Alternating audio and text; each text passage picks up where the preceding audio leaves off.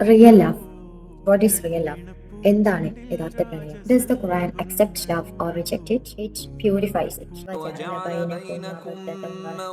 He placed between you love and mercy. നിങ്ങൾക്കിടയിൽ സ്നേഹവും കരുണയും അള്ളാഹു സ്ഥാപിച്ചു. Love is not just feeling, it is മവദ ആൻഡ് റഹ്മ. ഇവിടെ എന്താണ് അള്ളാഹു പറയുന്നത്?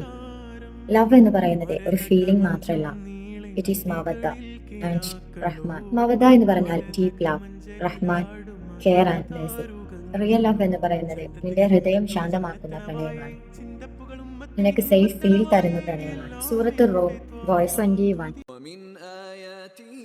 നിങ്ങളുടെ ഇണയെ നിങ്ങളിൽ നിന്ന് തന്നെ സൃഷ്ടിക്കുകയും നിങ്ങൾക്കിടയിൽ സ്നേഹവും കരുണയും സ്ഥാപിക്കുകയും ചെയ്തു.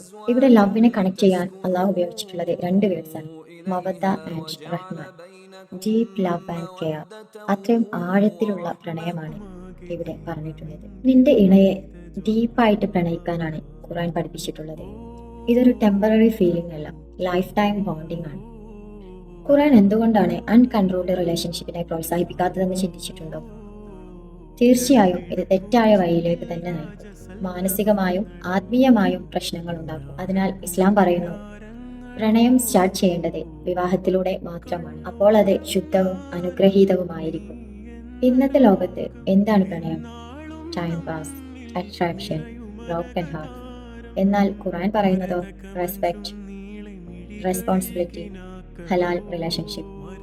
Islam protects your heart, so love becomes beautiful, not painful. Let's choose right way.